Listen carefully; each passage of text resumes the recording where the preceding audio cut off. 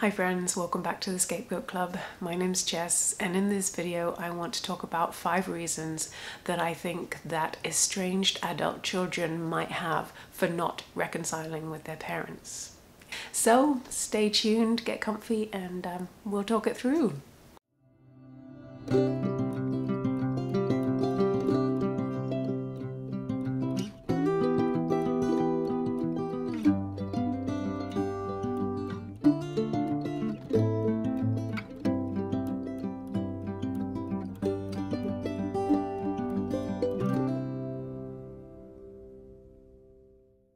Hi guys, thanks so much for tuning in, and I'm going to start straight off by, if you are an estranged parent and you're tuning in because you just don't know what to do, then I just want to say thank you for being here and thank you for sharing this space. I know it can be a very emotionally difficult situation and it takes a lot of bravery to show up to see what you can do, so I just want to honor that piece.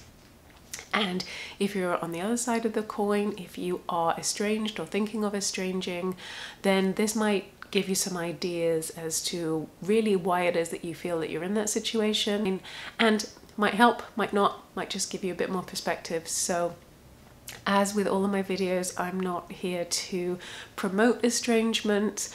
I'm not here to I don't want to take sides. The side I am on is for emotionally healthy and supportive relationships, and so that's really where I come from. And so if estrangement is the thing that we need to do to keep ourselves safe, to be able to manage our lives and be able to manage the difficult people around us, then I think that it is a tool in the toolbox. So that said, I'm going to dive in with what I see as my first reason for not reconciling. And these are in no particular order, by the way, no particular order of importance. And obviously they vary depending on people, depending on the situation. So the first reason that I think a child may not want to reconcile with their parents is that they don't feel safe.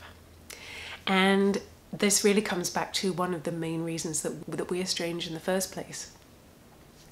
If we don't feel safe in a relationship, then that is a very strong reason to leave.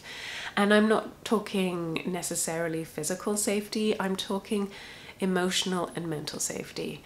And this is where things get tricky, because in some families it's not really seen, and we have patterns in the way that we relate to other people, and so we might not see that really the way that we're acting can be harmful to other people, and that it might be a family joke, or it might just be we don't talk about these emotions, we don't talk about things. It could be on all manner of things, and it may also not be conscious and it may not be intended to be harmful, but sometimes we can really harm other people by the things that we say, the things that we don't say, the way that we act around other people. If it continues over a long period of time, if we're not heard and we're not seen and we're criticized, or we are verbally attacked, then the relationship does become unsafe. And by unsafe, I mean that it has damaging psychological and health benefits. And so this lack of safety is a very real and a very solid reason to not reconcile from a difficult and harmful relationship. And this lack of safety could be because we feel that if we go back to the relationship, it's just going to continue and nothing has changed. And it could also be that we feel that if we do go back to the relationship, then we're actually going to be in even more trouble than we were before. If things were difficult and we had a challenging relationship with people and we felt unheard and unseen and unsafe, estrangement is a big deal, and it's often not supported in families. It's not really a popular decision, and so going back, having made this horrible decision, we might be worried about the fact that we're going to be reminded of it, the fact that we're going to be constantly having to apologize or to make up for what we've done wrong. None of that is a very appealing scenario to go back to.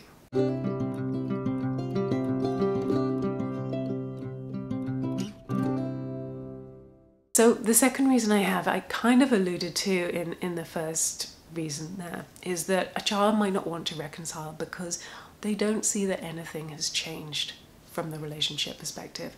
If they don't see that there will be any progress, any development, any maturation, any movement of the relationship, then the reasons that they left in the first place may very well still be there.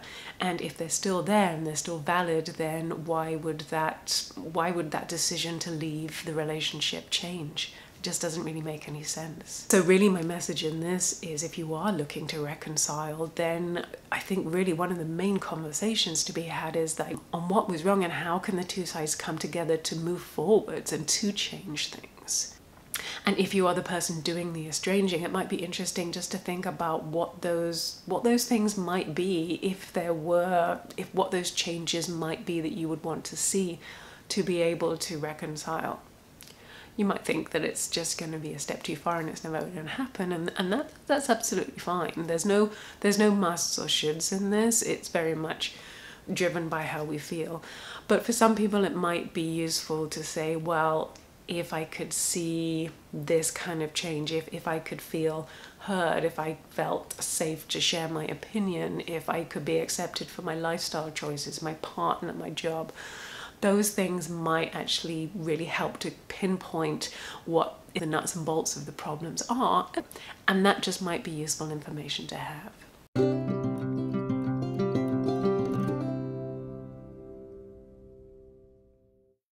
So my third reason for a child not looking to reconcile with estranged parents, and this reason is that the child has moved on. The child has learned different ways to interact, different ways to have relationships, has effectively moved on from the way they're relating with their parents. And this reason can often be a catalyst for estranging in the first place.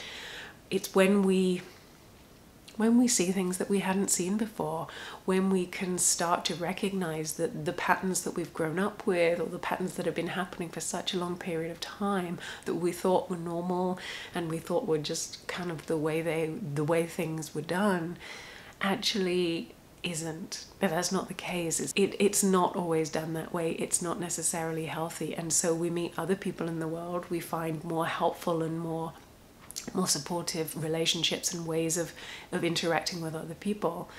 And when that doesn't happen and we can't find a way to get that kind of relationship with the people in our families, then we kind of get stuck. If we can't move the relationship forward in the way that we need it to be, and what I mean by that is we need it to be helpful. We need these relationships to be supportive in our lives, and if they're not, then we have to make some really hard choices, and sometimes that is estrangement. And so this can be a hard one to get our heads around, but when someone has learned a different way of being in the world and a different way of interacting, if we can't evolve and give space for that and allow the relationship to progress naturally, then that's when things can get really hard. So being able to have that flexibility and the openness to moving a relationship on is really important. And so in the case of estrangement, if we don't see that there's any chance of the relationship going to that space that we need it to go to, that can stop any kind of reconciliation discussions.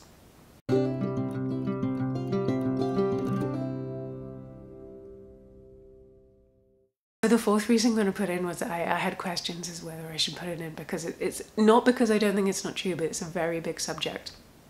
And I think I might need to do a separate video on this a bit more.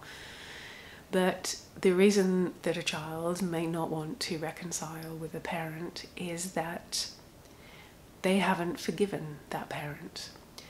And I can just hear the comments and the volume coming at the video now. People must forgive, you have to forgive, and parents are only doing their best, and we all make mistakes, and all of those pieces. And basically on many levels, yes, I do agree. I agree a huge amount on this. It's important to recognize that nobody is perfect. It's important to recognize that we all make mistakes, and holding on to grudges, not being able to move on, can really keep us stuck. And it can be damaging to ourselves. So I'm very much a proponent for forgiveness. It can be really hard to do though. It can be incredibly hard, and I'm not going to say that it's wrong to not forgive, especially if someone's been chronically abused or very, very hurt. Ultimately, it is not up to the person who has been, I'm going to use the word victim because it's easier, the victim of a wrongdoing. It is not up to the victim to forgive and to make amends and do all the work so that the perpetrator is kind of forgiven. That's not the way it works. It's up to the person who's doing the bad stuff to sort themselves out. And ultimately that is where the responsibility lies. I am an advocate of forgiveness and understanding and moving on for the purpose of the victim being able to move on and being able to live their lives fully. But the idea that someone should forgive you for something you've done, should forgive these past transgressions, that can be a real cop-out, to be honest. We need to take responsibility for our sides of the relationship.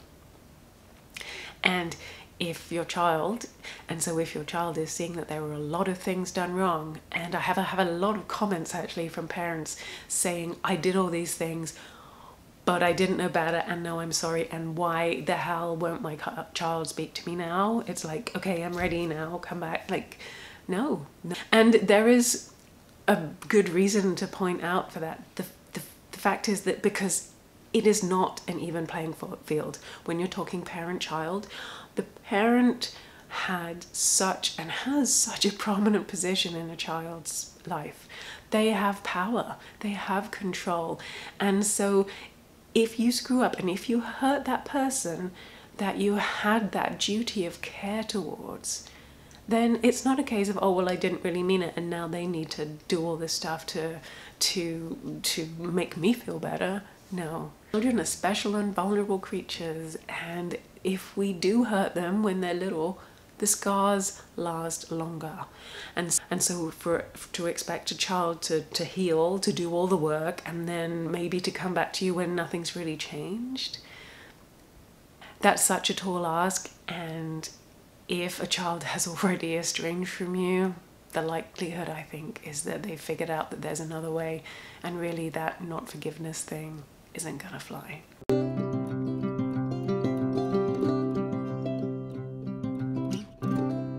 The last reason I think a child won't look to reconcile with an estranged parent is that they don't need that relationship anymore. And obviously there's a fact that as we get older, we need our parents less.